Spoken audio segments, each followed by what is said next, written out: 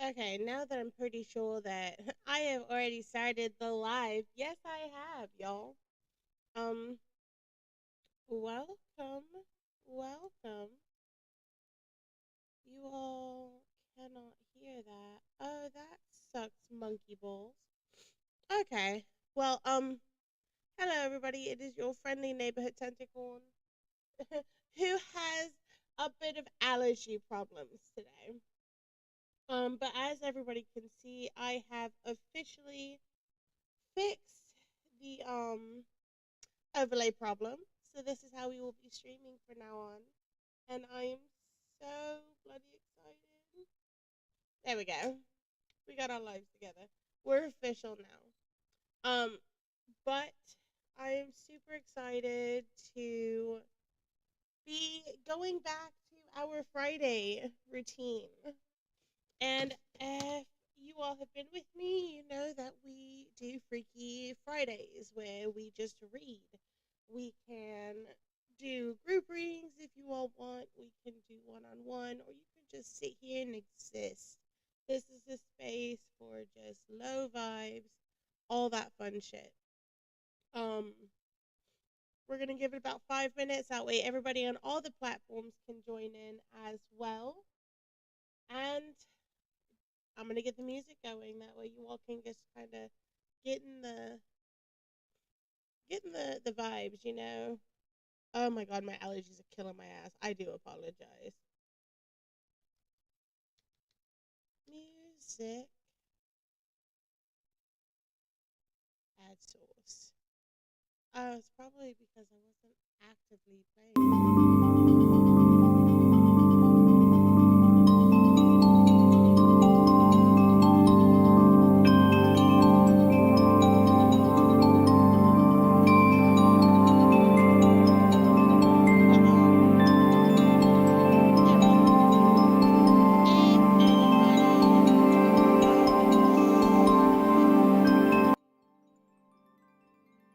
There we go. Holy fuck balls.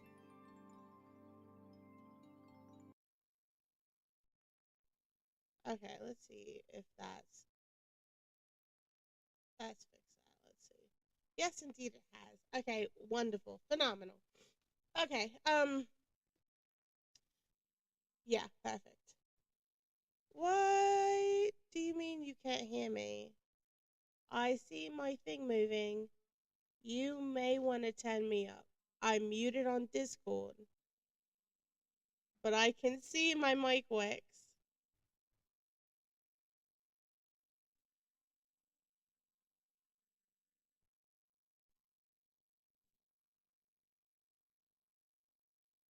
Yeah, the music was very, very loud. Is it still loud now?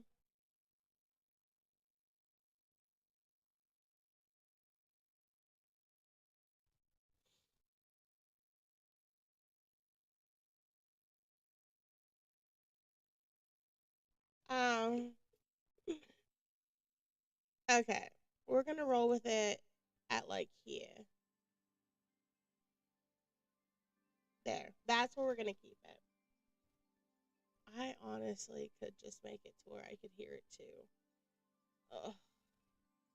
Let's do that for a second.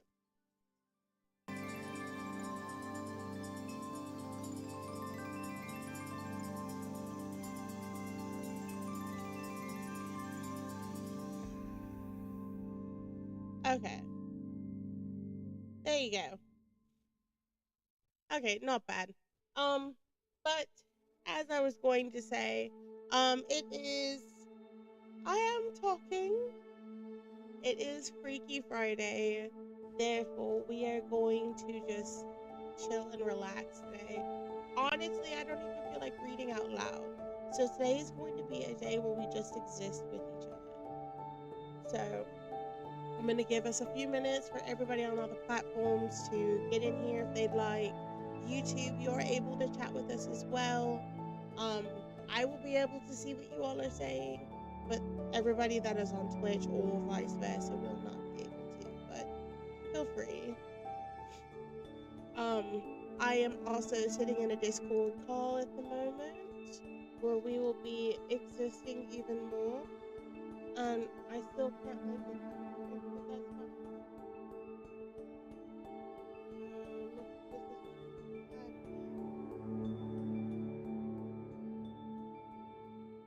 This is stream manager, stream manager, and I can just do this, and that. There we go. And as it says right there, please just be over the age of 18. That is all I request. That is all I ask. It's not a lot to ask. Don't make me be a bitch. But that is what it feels like.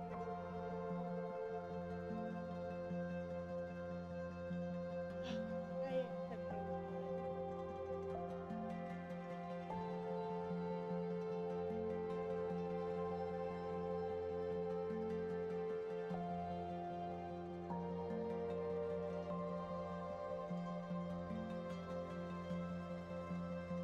Yeah.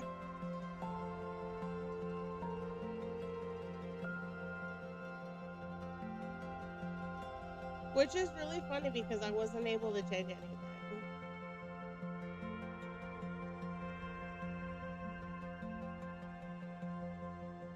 But okay.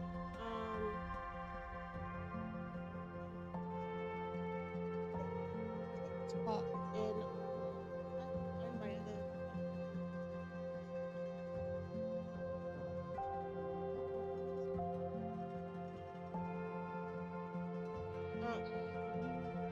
What are you trying to show me, though? Yeah, I know. I'm just testing fast. I know. I'm trying to. You all gotta give me just a few minutes. I didn't do anything. I am one singular human being. You lie. You're 3 possums and a human suit.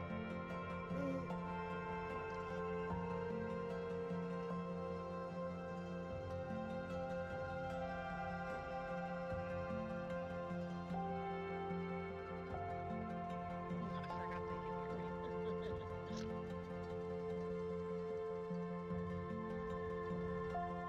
What? 3 possums and a human suit. 3 raccoons in a trench coat. There. That's fake.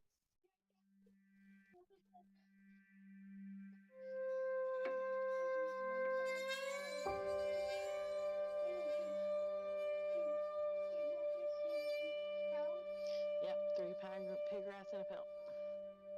Did you knock my stylus down there? Oh, you said that earlier, and I was like, did you knock it down? It's okay, I just ordered another one. I need an extra one. So I need to use that one. Okay.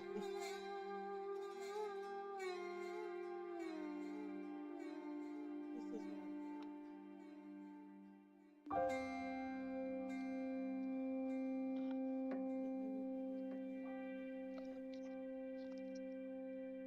what? They have a practice mode now. Jesus Christ, that was loud. Get the fucking dog nuts off.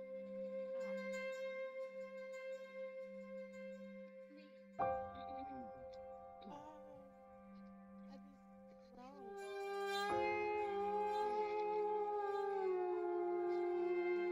Don't tell me good job. I went live for 4 seconds.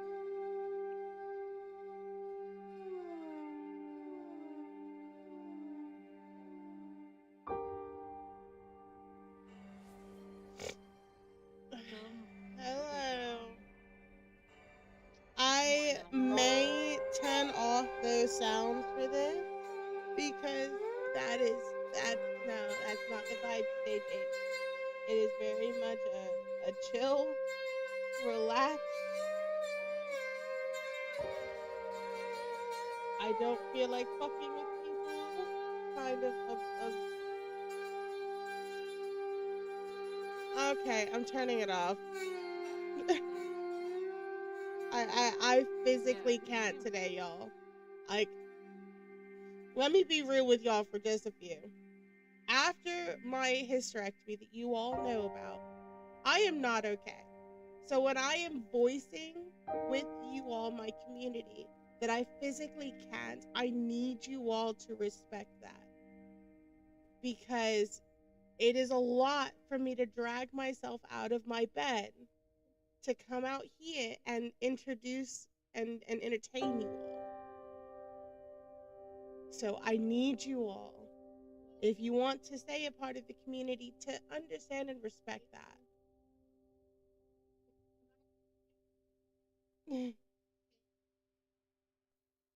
We are going to go right over here.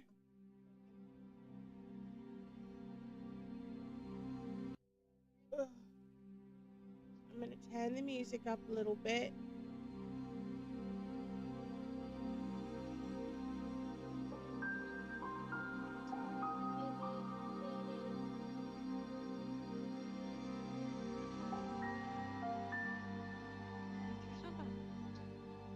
Y'all, it's good. I needed to express that with y'all because I know normally I'm all happy-go-lucky, but there's just sometimes that I can't fake it for you all anymore. Oh my god, if I smell this bowl again. Okay, but on a whole different note, this is why we're here today. I need my glasses. Give me. Where did I put them? My 50,000 glasses.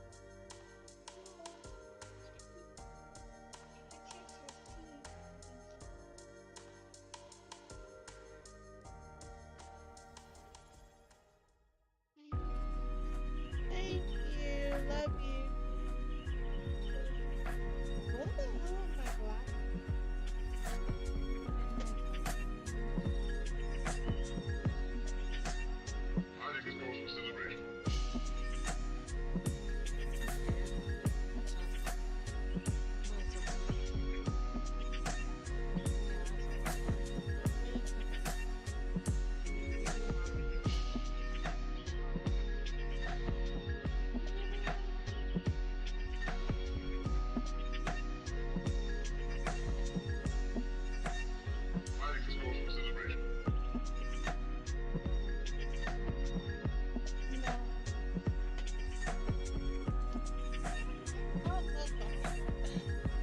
I had my glasses.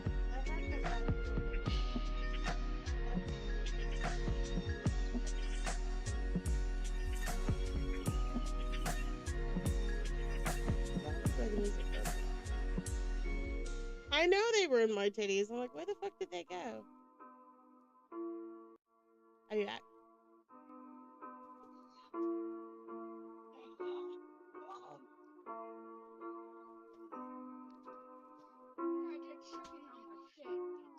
Yeah. Yours was supposed to be large and mine was supposed to be medium. I know, that's so weird. What did you tell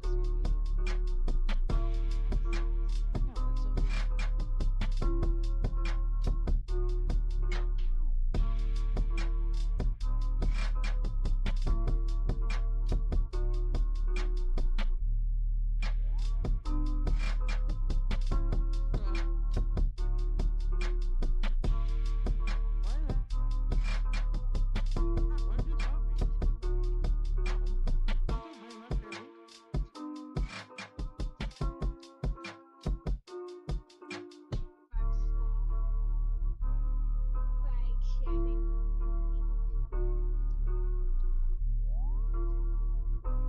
What was that? Oh god.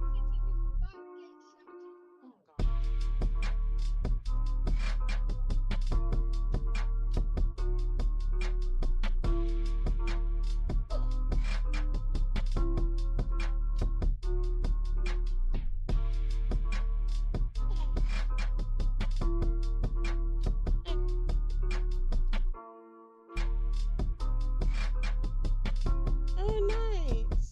Cool.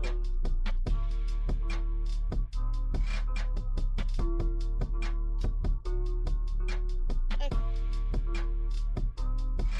So we are starting here at midnight. So at 1, we will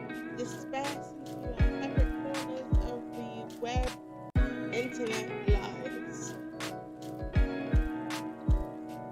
And I will go hibernate back in my own little corner of safety.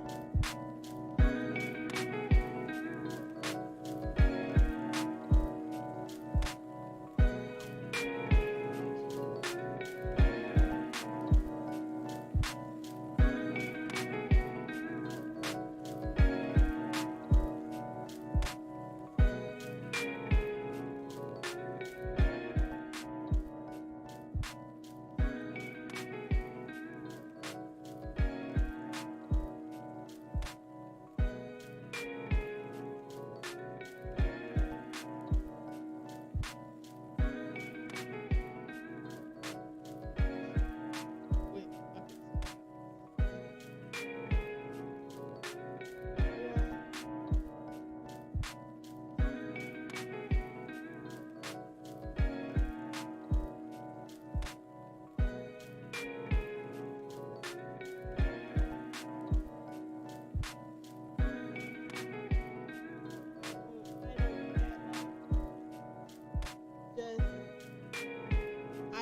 I'm not dealing with people today. I literally want to do this and then go hide.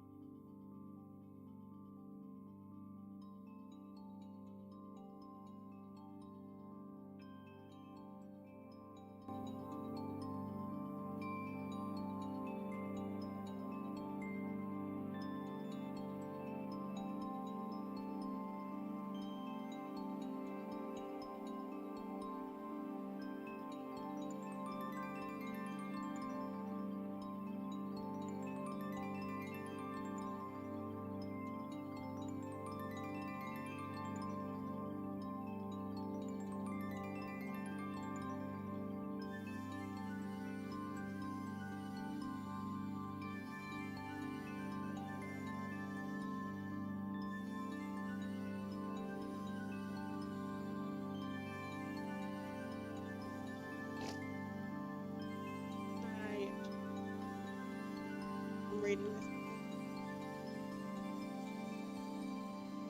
Okay, so when we left off on chapter 4. So that's where we're gonna pick right back up. And if you are under the age of 18, please do me the absolute undying favor of fucking off.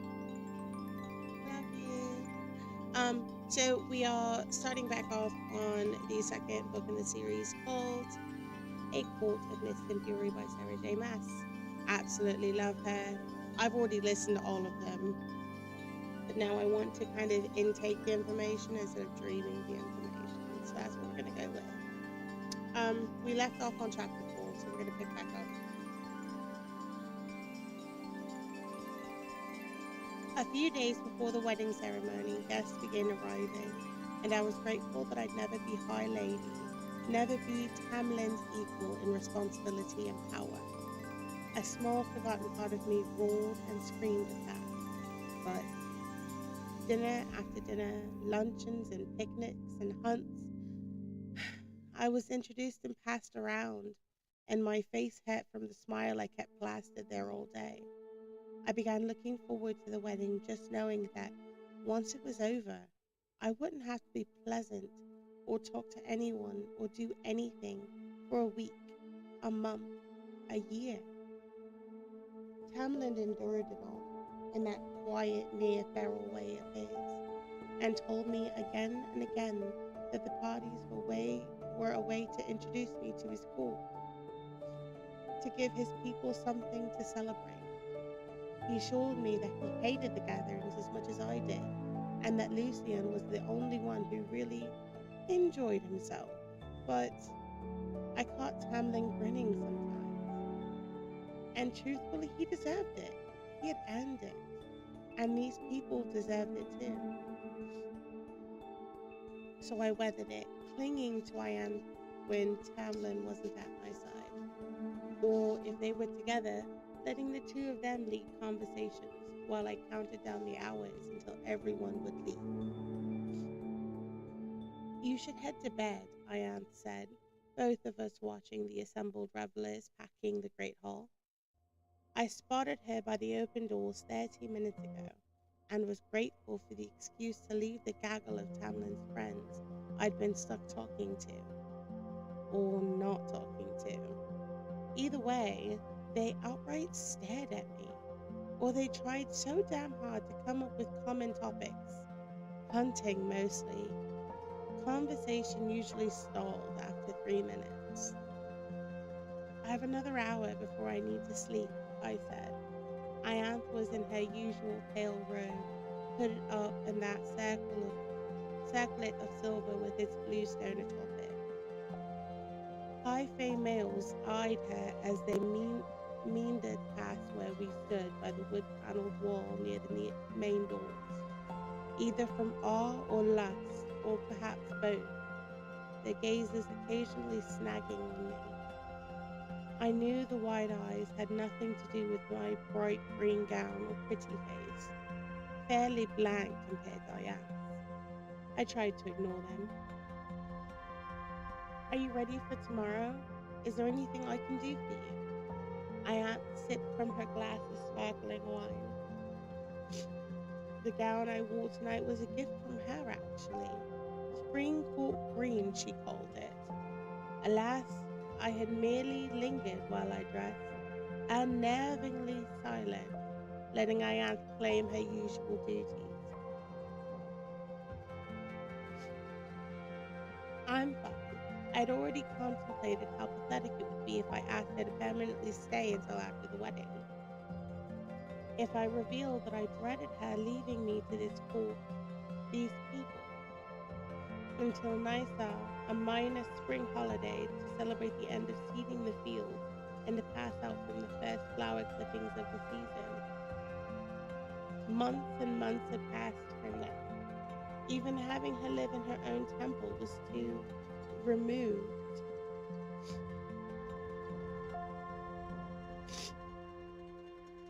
Two males had circled past twice already finally worked up the courage to approach us. Her. I leaned against the wall, the wood digging into my back as they flanked Ian. Handsome in the way that most of them were handsome, armed with weapons that marked them as two of the high fae who guarded Tamlin's lands. Perhaps they'd even worked under Ian's father. Priestess, one said, bowing deep. By now, I'd become accustomed to people kissing her silver rings and beseeching her for prayers for themselves, their families, or their lovers. Ian received it all without that beautiful face shifting in the slightest. Bron, she said to the one to the left, brown-haired and tall, and Hart, she said to the one to the right, black-haired and built a bit more powerfully than his friend. She gave a coy, pretty tilt to her lips that I'd learned meant she was now on the hunt for nighttime companionship. I haven't seen you two troublemakers for a while. They parried with flirtatious comments until the two mouths began glancing my way. Oh, Ian said, hood shifting as she turned. Allow me to introduce Lady Feyre. She lowered her eyes, angling her head in a deep nod. Savior of Prithian. We know, Hart said quietly, bowing to his friend at the waist. We were under the mountain with you. I managed to incline my head a bit as they straightened. Congratulations on tomorrow, Brown said, grinning. A fitting end, eh? A fitting end would have been me in a grave, burning in hell. The cauldron, Ian said, has blessed all of us with such a union. The males murmured their agreements, bowing their heads again. I ignored it. I have to say, Bronn went on, that trial with the Midgard worm, brilliant. One of the most beautiful things I've ever saw. It was an effort not to push myself wholly flat against the wall, not to think about the reek of that mud, the gnashing of the flesh-shredding teeth bearing down upon me. Thank you. Oh, it sounds terrible, Ian said, stepping closer as she noted I was no longer wearing that bland smile. She put a hand on my arm. Such bravery is awe-inspiring. I was grateful, so pathetically grateful for that steadying touch, for the squeeze. I knew that she'd inspired hordes of young fae females to join her order, not for worshipping their mother in cauldron, but to learn how she lived, how she could shine so brightly and love herself, move from male to male as if they were dishes at a banquet. We missed the hunt the other day, Hart said casually, so we haven't had a chance to see your talents up close. But I think the High Lord will be stationing us near the estate next month. It'd be an honor to ride with you. Tamlin wouldn't allow me out of the house with them in 1,000 years, and I had no desire to tell them that I had no interest in ever using a bow and arrow again, or hunting anything at all. The hunt I dragged on 2 days ago had almost been too much. Even with everyone watching me, I hadn't drawn an arrow. They're still waiting for a reply, so I said, the honor would be mine. Does my father have you two on duty tomorrow, or will you be attending the ceremony? Iant said, putting a distracting hand on Bronn's arm. Precisely why I sought her out at these events. Bronn answered her, but Hart's eyes lingered on me, on my crossed arms, on my tattooed fingers. He said, have you heard from the High Lord at all? Ian stiffened, and Bronn immediately cut his gaze toward my inked flesh.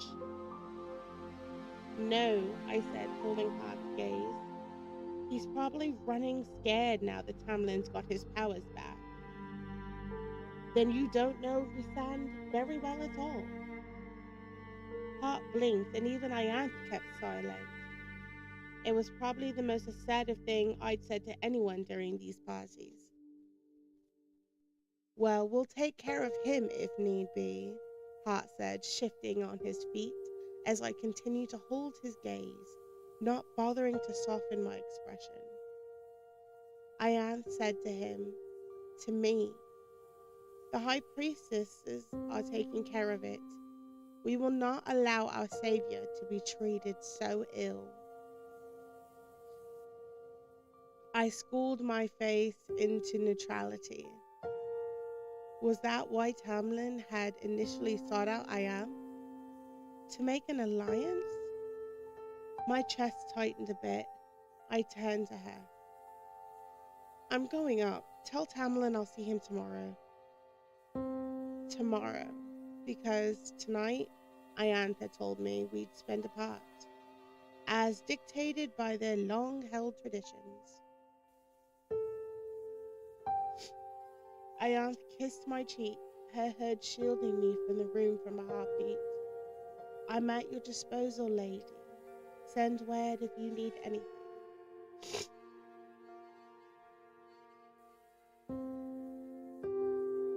I wouldn't, but I nodded.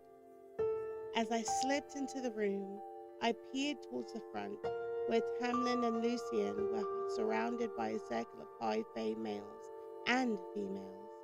Perhaps not as refined as some of the others, but they had the look of the people who had been together a long time, fought at each other's sides. Tamlin's friends. He introduced me to them, and I immediately forgot their names. I hadn't tried to learn them again. Tamlin tipped his head back and laughed, the others howling with him. I left before he could spot me, easing through the crowded halls until I was in the dim, empty upstairs of the residential wing. Alone in my bedroom, I realized I couldn't remember the last time I truly laughed.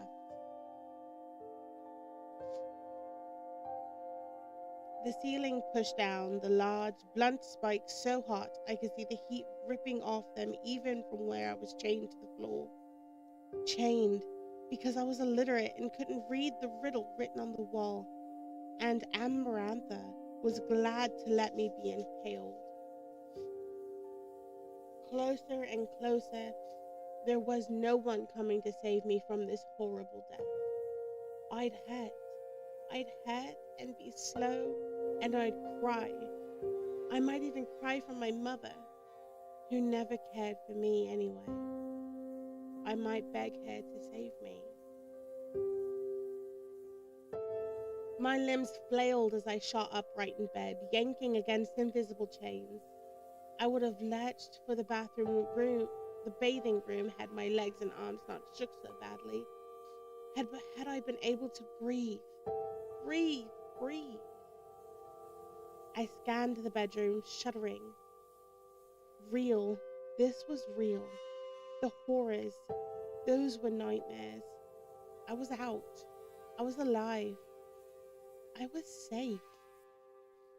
A night breeze floated through the open windows, ruffling my hair, drying the cold sweat on me.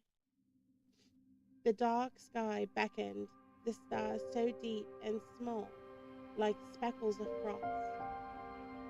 Braun had sounded as if watching my encounter with the Midgard worm was a sporting match, as if I hadn't been the one mistake away from being devoured whole and my bones spat out. Jesus and Jester, apparently. I stumbled to the open window and pushed it wider, clearing my view of the star-flecked darkness. I rested my head against the wall, savoring the cool stones. In a few hours, I'd be married. I'd have my happy ending, whether I deserved it or not. But this land, these people, they would have a happy ending too. The first few steps towards healing, towards peace. and then things will be fine. Then I'd be fine. I really, truly hated my wedding gown. It was a monstrosity of tulle and chiffon and gossamer, so unlike the loose gowns I usually wore. The bodice fit, the neckline curved to plump my breasts, and the skirts.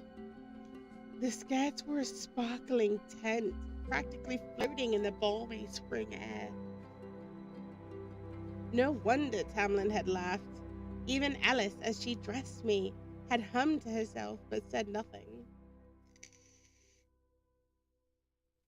Most likely because Ianthe had personally selected the gown to complement whatever tale she'd weave today. The legend she'd proclaimed to the world. I might have dealt with it all, went for the puffed cap sleeves. Yep. So big I could almost see them glinting through the periphery of my vision.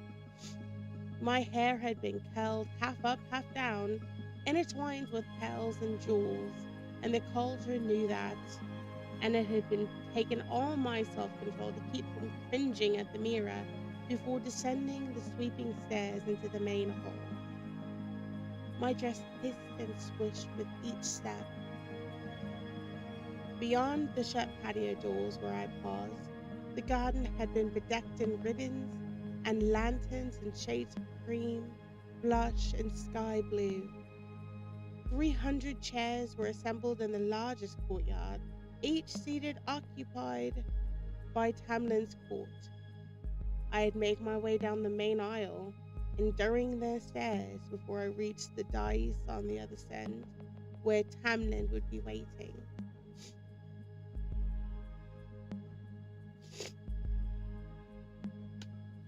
Of course, I got restricted on TikTok. I love this.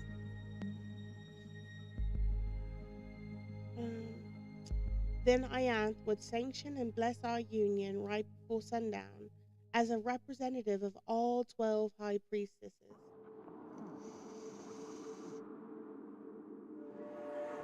She hinted that they'd push to be present, but though whatever cunning, she managed to keep the other 11 away, either to claim the attention for herself or to spare me from being hounded by the pack of them. I couldn't tell.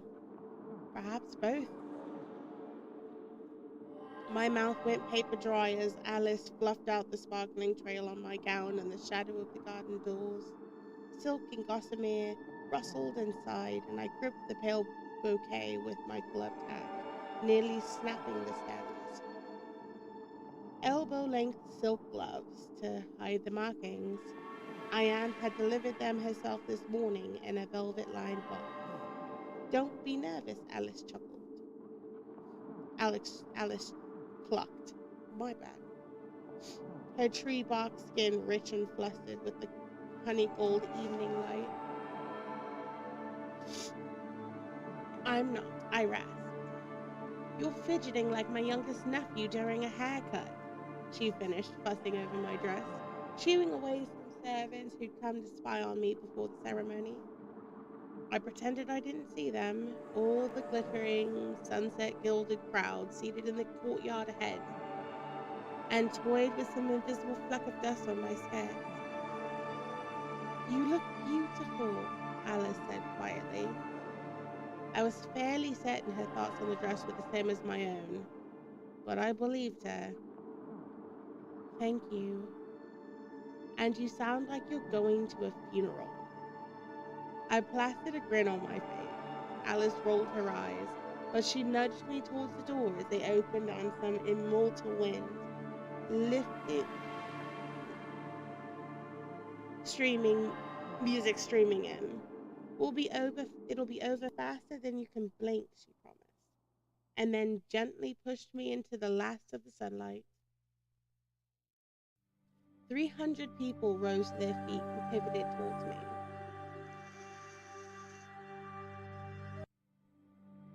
Not since my last trial had so many gathered to watch me, judge me. all in finery so similar to what they'd worn under the mountain. Their faces blurred, melded. Alice coughed from the shadows of the house, and I remembered to start walking, to look towards the dais at Tamlin. The breath knocked from me, and it was an effort to keep going down the stairs, to keep my knees from buckling. He was resplendent in a tunic of green and gold, a crown of burnished laurel leaves glimmering, on his head. He loosened his grip on his glamour, letting that immortal light and beauty shine through. For me, my vision narrowed on him, on my high lord, his wide eyes glistening as I stepped into the soft grass, white rose petals scattered down it, and red ones, like drops of blood amongst the white. Red petals had been sprayed across the path ahead. I forced my gaze up to Tamlin, his shoulders, back, held high, so unaware of the true extent of how broken and dark I was inside, how unfit I was to be clothed in white when my hands were so filthy. Everyone else was thinking it, they had to be. Every step was too fast, propelling me towards the dais and Tamlin and towards Ianthe, clothed in dark blue robes tonight, beaming beneath that hood and silver crown. As if I were good, as if I hadn't murdered two of their kind. I was a murderer and a liar. A cluster of red petals loomed ahead, just like that phased youth blood had pooled at my feet. 10 steps from the dais, at the edge of that splattered of red, I slowed, then stopped. Everyone was watching, exactly as they'd been when I nearly died, spectators to my torment. Tamlin extended a broad hand, brows narrowing slightly. My heartbeat was so fast, too fast. I was going to vomit right over those red poses, right over the grass and ribbons trailing down the aisle from the chairs flanking it. And between my skin and bones, something thumped and pounded, rising and pushing, lashing through my blood. So many eyes, too many eyes, pressed on me, witnessing to every crime I committed, every humiliation. I don't even know why I bothered to wear gloves, why I'd let Ianthe convince me. The fading sun was too hot, the garden too hedged in, as inescapable as the vow I was going to make, binding me to him forever, shackling him to my broken and weary soul. The thing inside me was roiling now, my body shaking with the building force of it as it hunted for a way out. Forever.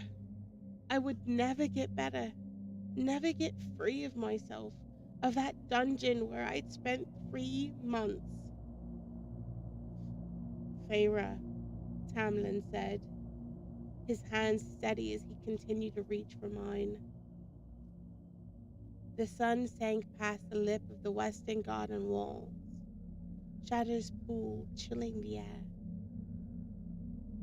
If I turned away, they'd start talking, but I couldn't make the last few steps.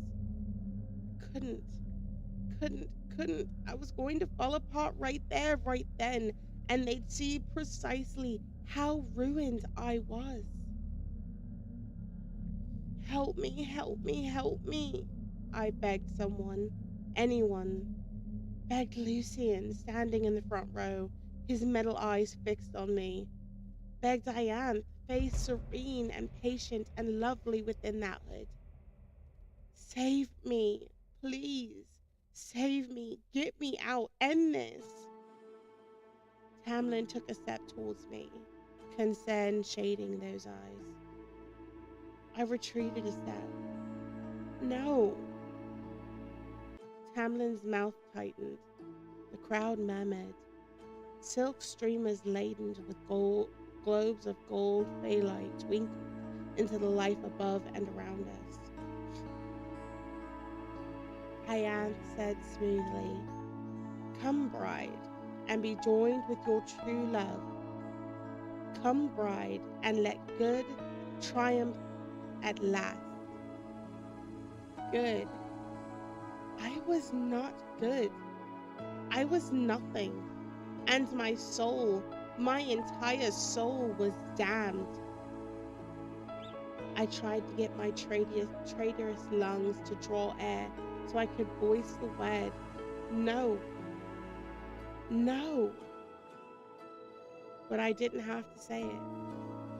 Thunder cracked behind me as if two boulders had been held against each other. People screamed, falling backwards, a few vanishing outright as darkness erupted. I wailed and thought the night drifting away like smoke on a wind.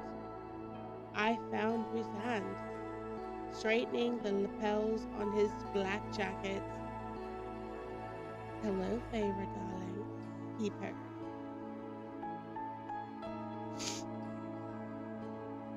Chapter 5. I shouldn't have been surprised, not when Rhysand liked to make a spectacle of everything, and found pissing off Tamlin to be an art form.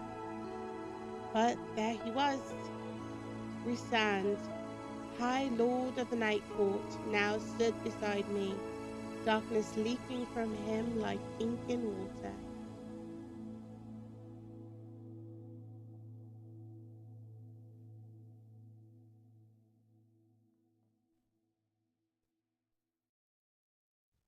I didn't really like the way that looked.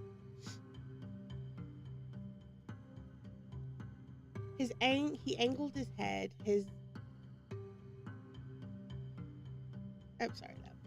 He angled his head, his blue-black hair shifting with the movement.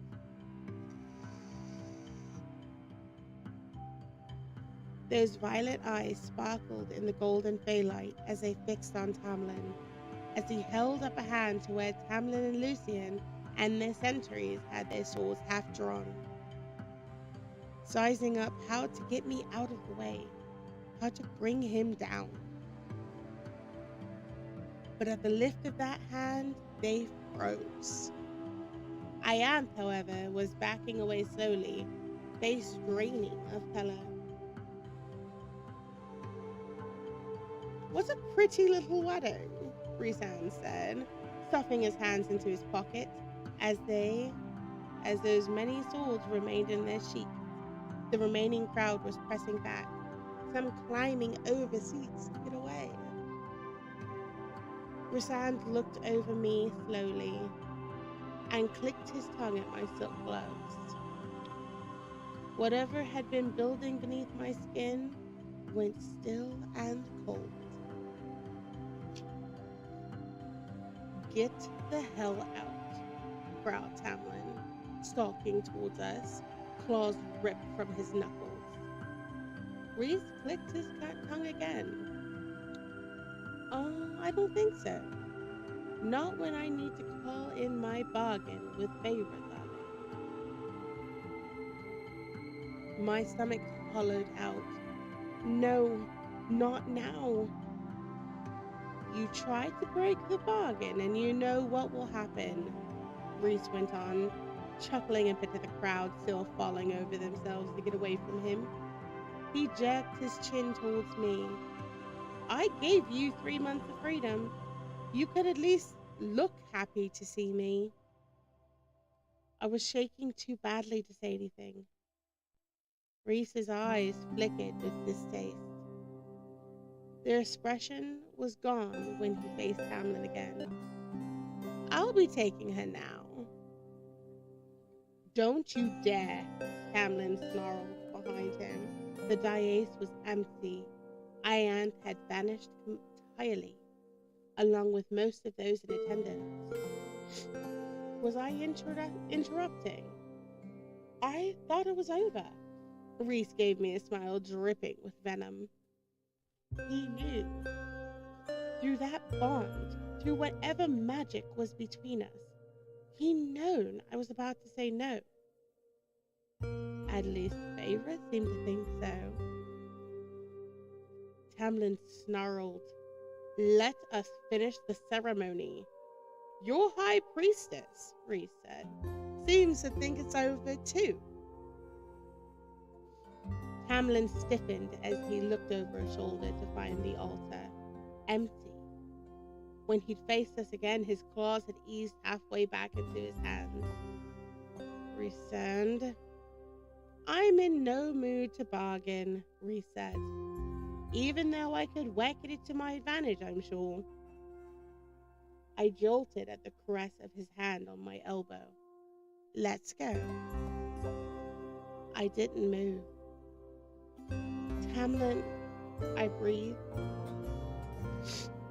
Tamlin took a single step towards me, his golden face turned sallow, but remained focused on Reese. Name your price. Don't bother, Reese crooned, linking elbows with me. Every spot of the contract was aberrant, unbearable. He'd take me back to the night court, where Amarantha had supposedly modeled under the mountain after, full of depravity and torture and death. Tamlin, please. Such dramatics, Rhysand said, tugging me closer. But Tamlin didn't move, and those claws were hopefully placed back by smooth skin. He fixed his gaze on Reese, his lips pulled back into a snarl. If you hurt her. I know, Rhysand drawled. I'll return her in a week.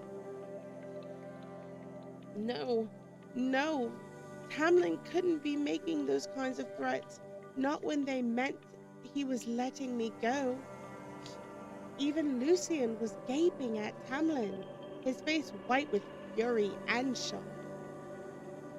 Reese released my elbow only to slip a hand around my waist, pressing me into his side as he whispered in my ear, Hold on. Then darkness roared, a wind tearing me this way and that, the ground falling away beneath me, the world gone around me. Only Reese remained, and I hated him as I clung to him. I hated him with my entire heart. Then the darkness vanished. I smelled jasmine first, then saw stars. A sea of stars flickering beyond glowing pillars of moonstone that framed the sweeping view of the endless snow-capped mountains. Welcome to the night court, was all Reese said.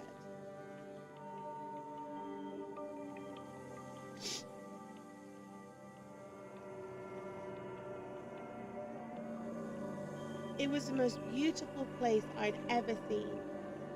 Whatever building we were in had been perched atop one of the gray-stoned mountains. The hall around us was open to the elements. No windows to be found, just towering pillars and gossamer curtains swaying in that jasmine-scented breeze. It must be some magic to keep the air warm in the dead of winter. Not to mention the altitude, all the snow coating the mountains. Mighty winds sending veils of its drifting off the peaks like wandering mist. Little seating, dining, and work areas dotted the hall, sectioned off with those curtains, or lush plants or thick rugs scattered over the moonstone floor. A few balls of light bobbed on the breeze, along with colored glass lanterns dangling from the arches of the ceiling. Not a scream or a shout, nor a plea to be heard. Behind me, a wall of white marble arose, broken occasionally by an open doorways leading into dim stairwells. The rest of the night court had to be through there. No wonder I couldn't hear anyone screaming if they were all inside. This is my private residence, Reese said casually. His skin was darker than I remembered, golden now rather than pale.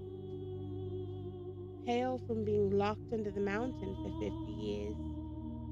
I scanned him, searching for any sign of the massive membranous wings, the ones he admitted he loved flying with. But there were none, just the males smirking at me. And that too familiar expression. How dare you? Reese snorted. I certainly missed that look on your face. He stalked closer, his movements feline, those violet eyes turning subdued, lethal. You're welcome, you know.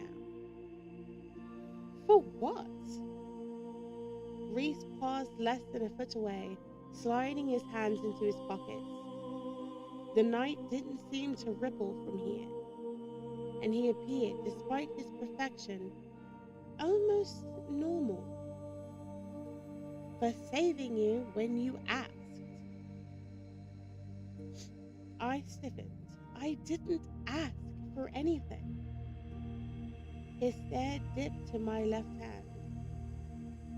Reese gave no warning as he gripped my arm, snarling softly, and tore off the glove.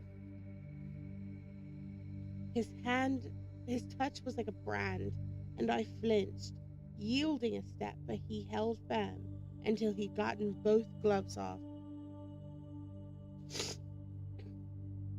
I heard you begging for someone, anyone, to rescue you, to get you out. I heard you say no. I didn't say anything.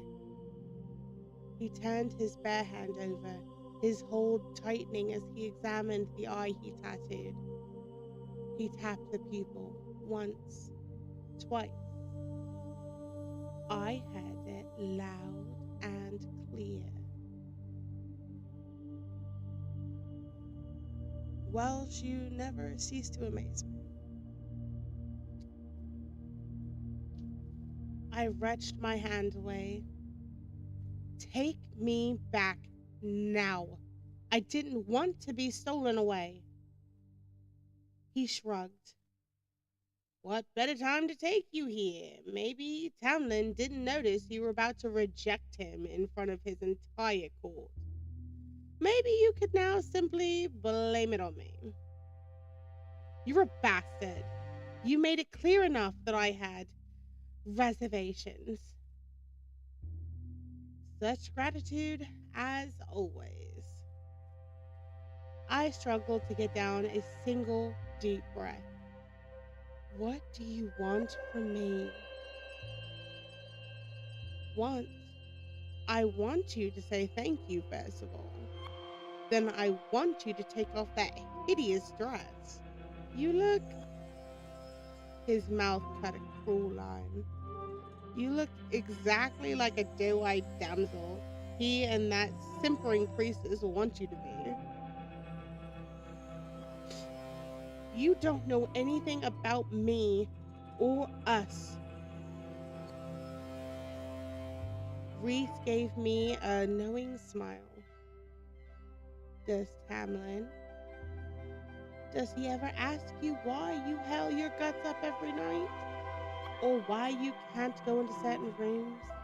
Or see certain colors? I froze. He might as well have stripped me naked. Get the hell out of my head! Tamlin had horrors of his own to endure, to face down. Likewise, He sulked a few steps ahead.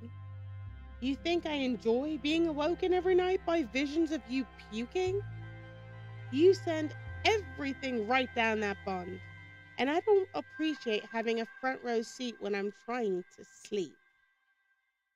Prick. Another chuckle. But I wouldn't ask about what he meant, about the bond between us. I wouldn't give him the satisfaction of looking curious. As for what else I want from you, he gestured to the house behind us. I'll tell you tomorrow at breakfast. For now, clean yourself up and rest. That rage flickered back in his eye as he looked at the dress, the hair. Take the stairs to the right, one level down. Your room's to the first door. Not a dungeon cell? Perhaps it was foolish to reveal that fear, to suggest it to him. But Reese half turned, brow lifting. You're not a prisoner, Feyre. You made a bargain, and I'm calling it in. You will be my guest here, with the privilege of a member of my household. None of my subjects are going to touch you, hurt you, or so much think ill of you here. My tongue was dry and heavy as I said, and where might those subjects be? Some dwell here in the mountain beneath us. He angled his head. They're forbidden to set foot in the residence. They know they'll be signing their death warrants.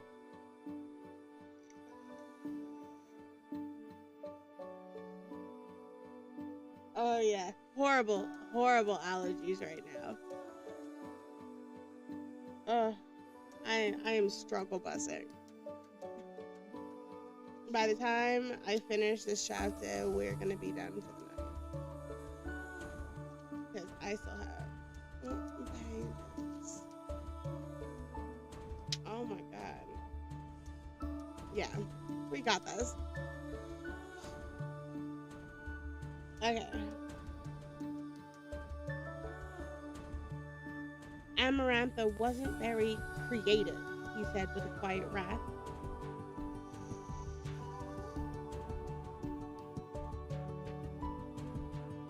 My court beneath this mountain has long been feared, and she chose to replicate it by violating the space of Prithian's sacred mountain. So yes, there's a court beneath the mountain. The court your Tamlin now expects me to be subjecting you to. Oh my god. Whoever's watching, please don't. I'm 30 years old. I can vape. I work at a vape shop.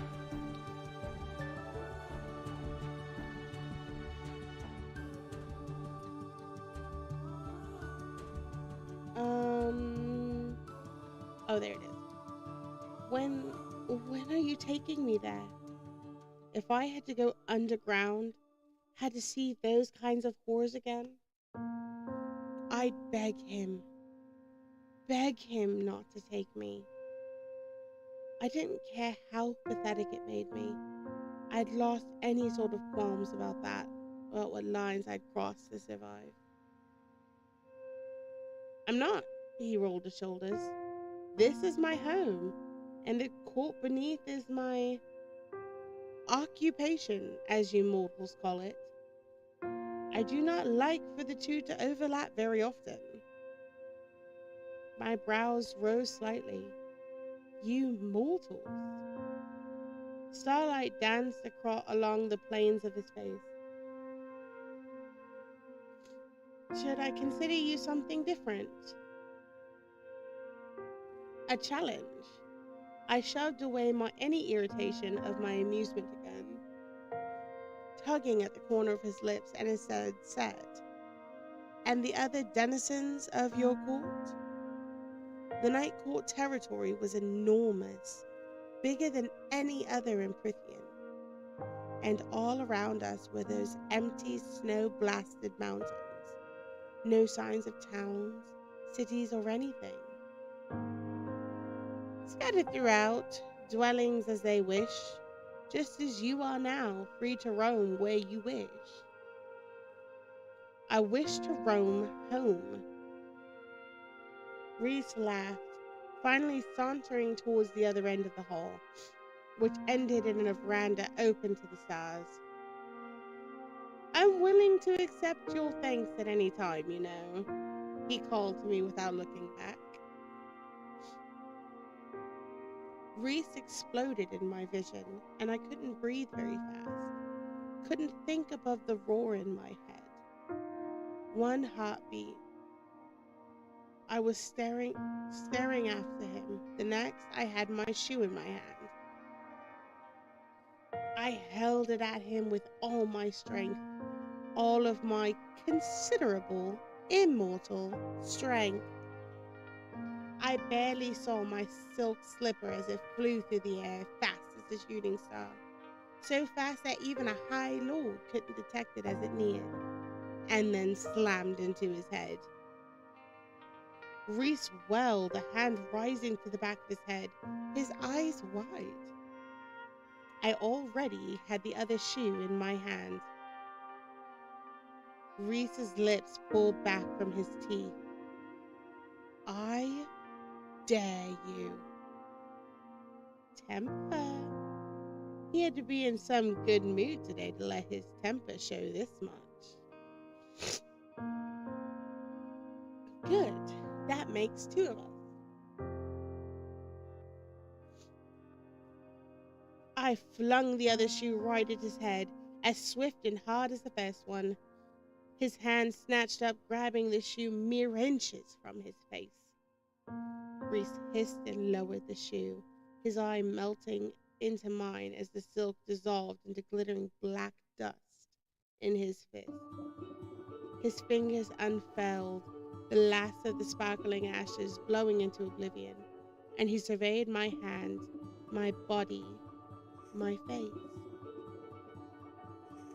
Interesting, he murmured and continued on his way. Give me a minute, because I need a drink break and a smoke break.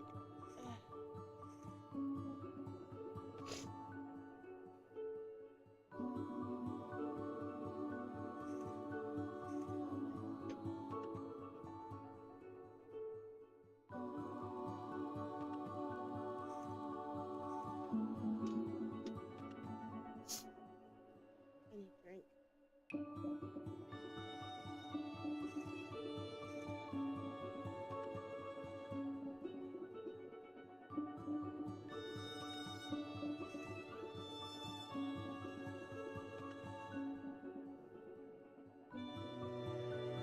There we are.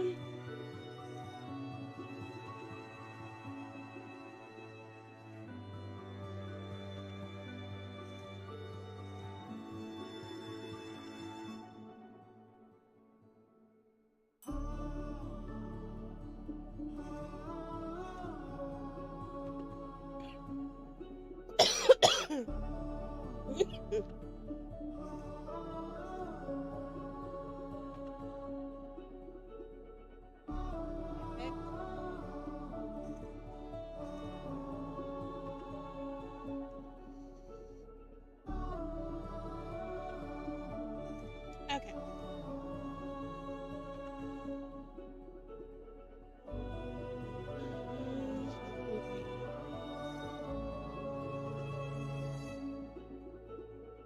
I debated tackling him and pummeling that face with my fist. But I wasn't stupid. I was in his home, on top of a mountain, in the middle of absolutely nowhere, it seemed. No one would be coming to rescue me. No one was even here to witness my screaming. So I turned towards the doorway he indicated, heading for the dim stairwells beyond. I'd nearly reached it, not daring to breathe too loudly, when a bright, amused female voice said behind me, far away, from wherever Reese had gone at the opposite end of the hall. So that went well. Reese's answering snarl sent my footsteps hurrying.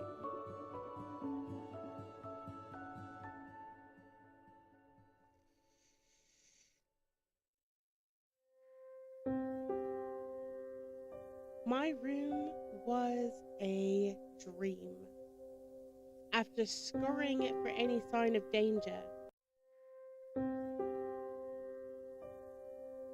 after learning every exit and entrance and hiding place, I paused in the center to contemplate where exactly I'd be staying for the next week. Like the upstairs living area, its windows were open to the brutal world beyond. No glass, no shutters, and sheer amethyst curtains fluttered in that unnatural soft breeze.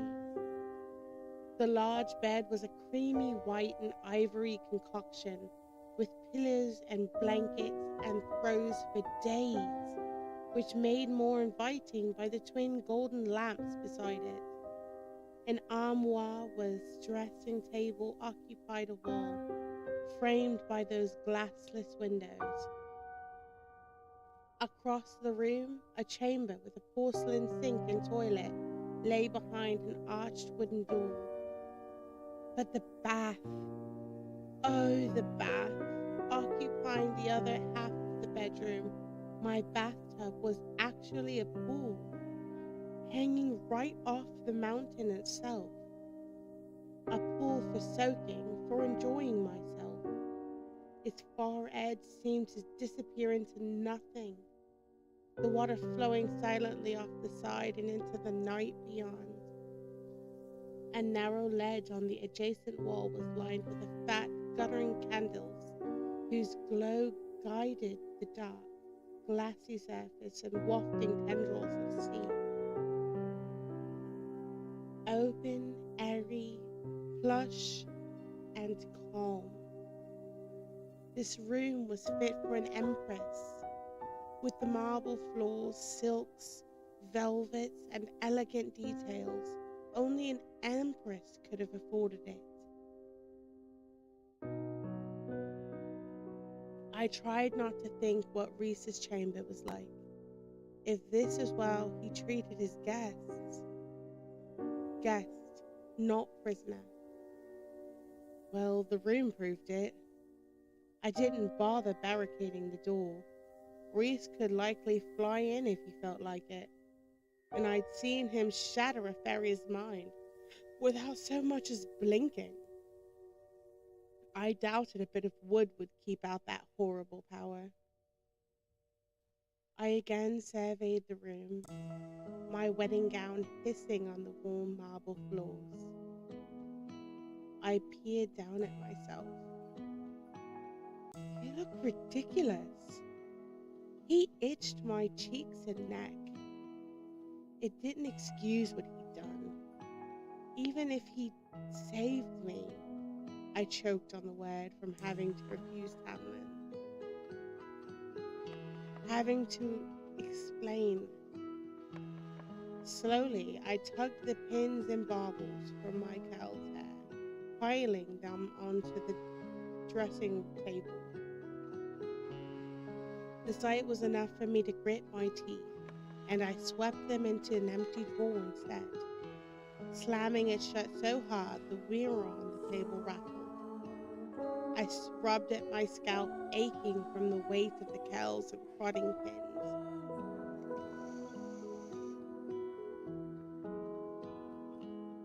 This afternoon, I'd imagined Tamlin pulling them each from my hair, a kiss for every pin.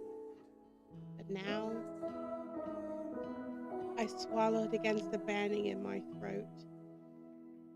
Reese was the least of my concerns. Tamlin had seen the hesitation. But had he understood that I was going to say no? Had I am? I had to tell him. I had to explain that there couldn't be a wedding. Not for a while yet. Maybe I'd wait until the mating bond snapped into place. Until I knew for sure it couldn't be some mistake. That I was worthy of him.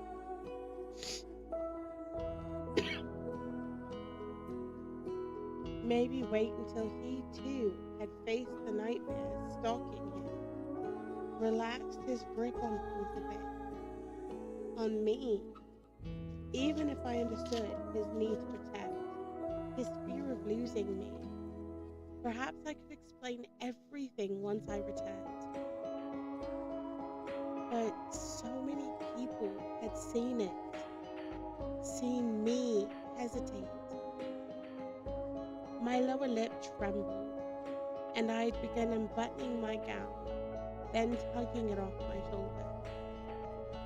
I let it slide onto the ground in a sigh of silken tulle and beading, a deflated souffle on a marble floor, and took a large step out of it.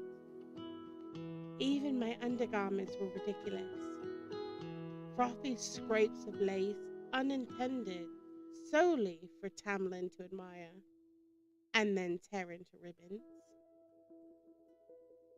I snatched up the gown, storming to the armoire and shoving it inside, and then I stripped off the undergarments and chucked them in as well. My tattoo was stark against the pile of white silk and lace. My breath came faster and faster. I didn't realize I was weeping until I grabbed the first bit of fabric within the armoire I could find, a set of turquoise nightclothes, and shoved my feet into the ankle-length pants, and then pulled the short-sleeve matching shirt over my head, the hem grazing the top of my navel. I didn't care that it had been ooh, hold on one moment.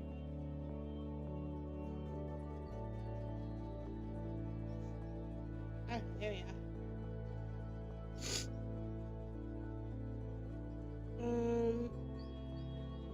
Okay, I didn't care that it had to be some night court fashion. Didn't care that they were soft and warm. I climbed into that big, fluffy bed, the sheets smooth and welcoming, and could barely draw a breath steady enough to blow out the lamps on either side. But as soon as darkness enveloped the room, my sobs hit in full. Great, grasping pants that shuddered through me, flowing out of the open windows and into the starry, snow-kissed night. Great.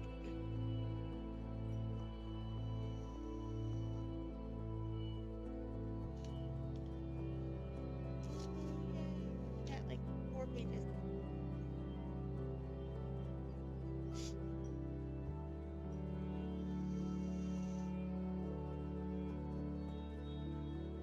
Reese hadn't been lying when he said I was to join him for breakfast. My old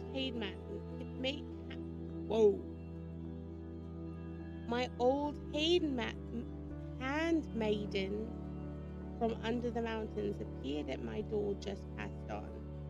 I might not have recognized the pretty dark-haired twins had they not acted like they knew me. I'd never seen them as anything but shadows, their faces always concealed in impenetrable night. But here, or perhaps without Amarantha, they were fully corporal. Nuala and Chadwin were their names, and I'd wondered if they'd ever told me. If I'd been too far gone under the mountain to even care. Their gentle knock held me awake. Not that I'd slept much during the night. But for a heartbeat, I wondered why my bed felt so much softer. Why mountains flowed into the distance and not spring grasses and hills. And then it all poured back in, along with the throbbing, relentless headache. After the second patient knock, followed by a muffled explanation through the door of who they were, I scrambled out of the bed to let them in. And after a miserable, awkward greeting, they informed me that breakfast would be served in 30 minutes, and I was to bathe and dress. I didn't bother to ask if Reese was behind that last order, or if it was their recommendation based on how grim I was no doubt looked. but they laid out some clothes on the bed before leaving me to wash and pray.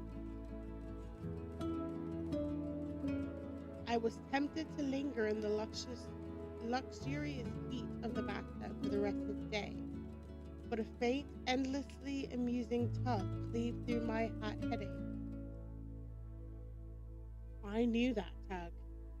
It had been called by it once before, in those hours after Amarantha's downfall. I ducked to my neck in the water, scanning the clear winter sky. The fierce wind whipped the snow off the nearby peaks.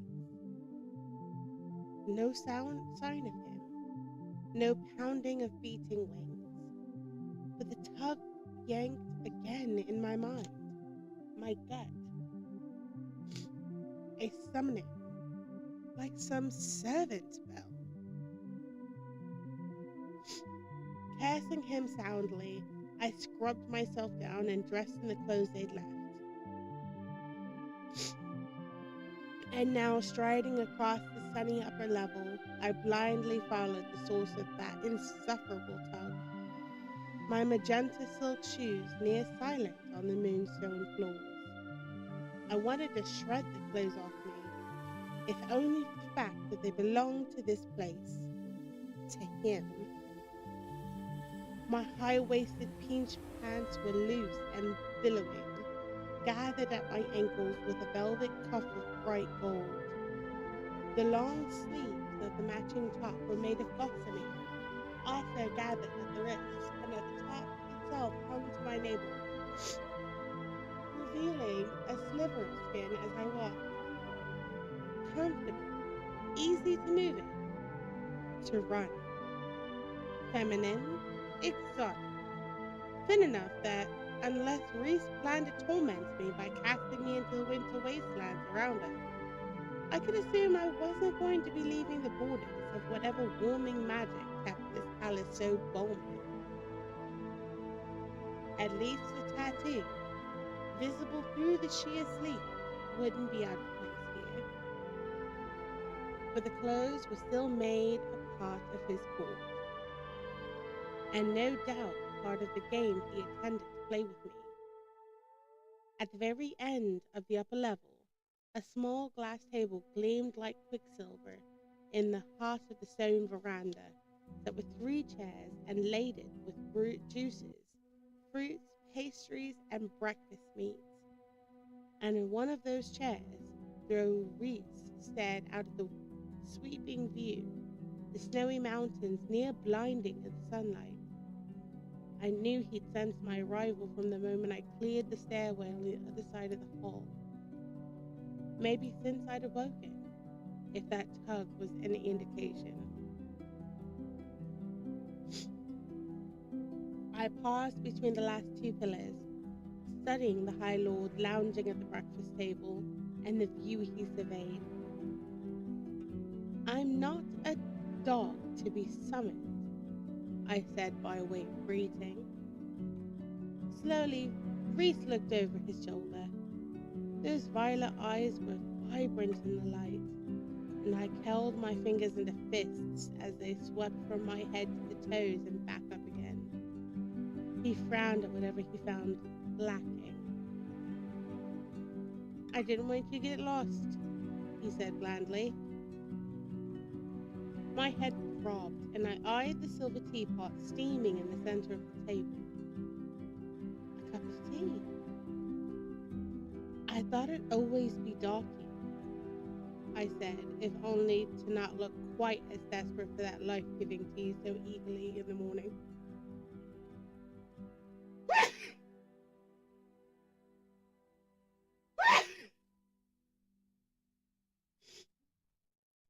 We're one of 3 solar courts, he said, motioning for me to sit with a bracelet close to his wrist.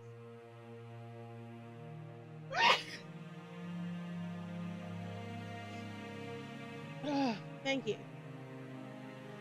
Our nights are far more beautiful, and our sunsets and dawns are exquisite, but we do adhere to the laws of nature. I slid into the upholstered chair across from him. His tunic was unbuttoned at the neck, revealing a hint of the tan chest beneath. And do the other courts choose not to? The nature of the seasonal courts, he says, is linked to their High Lord, whose magic will keep them in eternal spring, or winter, or fall, or summer. It's always been like that, some sort of strange stagnation. But for the solar courts, day, dawn, and night, we are more symbolic nature. We might be powerful, but even we cannot alter the sun's path or strength. Tea. The sunlight danced along the curve of the silver teapot. I kept my eager nod towards staying dip with my chain. But you will find, Reese went on, pouring a cup for me, that our nights are much more spectacular. So spectacular that some of my territory even awaken at sunset and go to bed at dawn, just to live under the starlight. I splashed some milk in the tea, watching the light and dark eddy together. Why is it so warm in here when winter is in full blast out there? Magic. Obviously. I sat down my teaspoon and sipped, nearly sighing at the rush of heat and smoky, rich flavor. But why? Reese scanned the wind tearing through the peaks. You heat the house in the winter, why shouldn't I heat this place as well? I'll admit, I don't know why my predecessors built a palace fit for the summer court in the middle of a mountain range that's mildly warm at best. But who might question? I took a few more sips, that headache already lessening, and dared to scoop some fruit onto my plate from a glass bowl nearby. He watched every movement, and then said quietly, "You've lost weight. You're prone to digging through my head whenever you please," I said, stabbing a piece of melon with my fork. "I don't see why you're surprised about it." His gaze didn't lighten, though that smile again played about his sensuous mouth. No doubt his favorite mask. Only occasionally will I do that, but I can't help if you send things down the bond.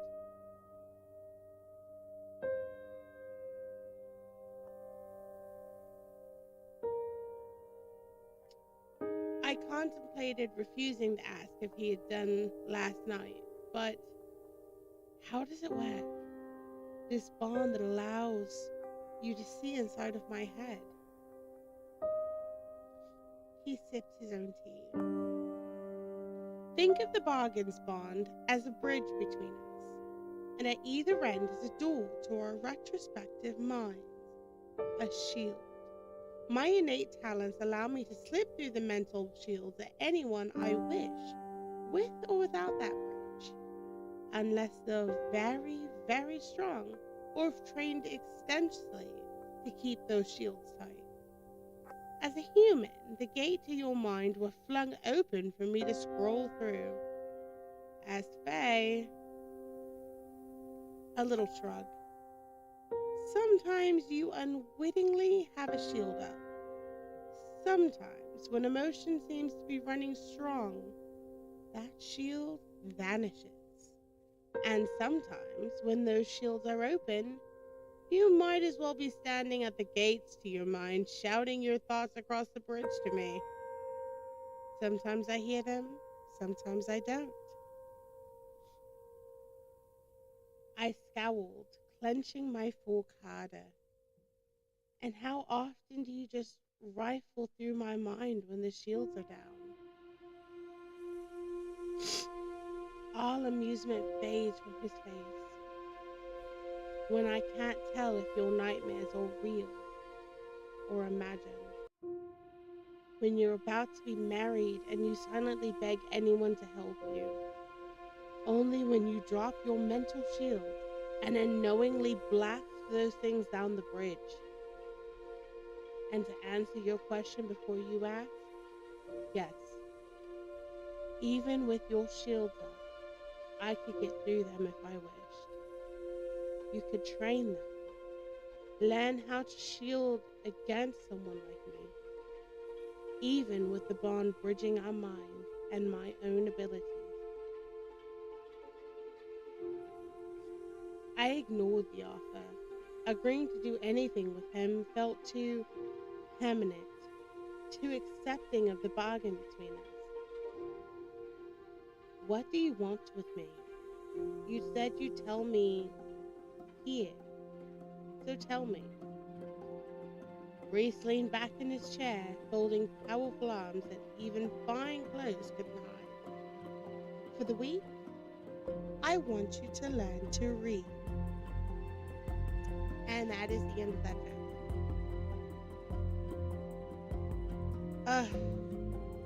I did thoroughly enjoy that. I thought that was a lot of fun. And it lasted us an hour and a half, which is great. We got through 2 chapters. I did have a lot of fun though, you all. Tomorrow we're going to be doing Jackbox. So I'm going to make sure that all the platforms will have the ability to join. If you want to watch from YouTube, you can join from YouTube. If you want to join from Facebook, you can join from Facebook. If you want to join from TikTok, you can join from TikTok. But that is the ultimate plan. So come join us tomorrow. And